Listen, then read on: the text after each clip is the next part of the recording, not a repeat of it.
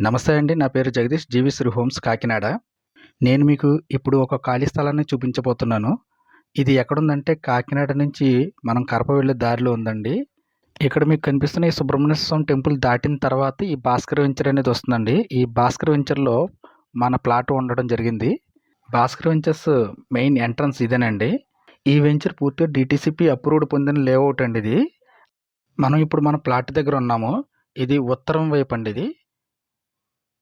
ఇలా చూసుకున్నట్టయితే ఇక్కడ మన ప్లాట్ నెంబర్ వస్తుందండి. ఇది 36 నెంబర్ ప్లాట్ మనది. ఇది 184 చదరపు గజాల్లో ఉంది. ఇటువైపు దక్షిణం అండి ఇది.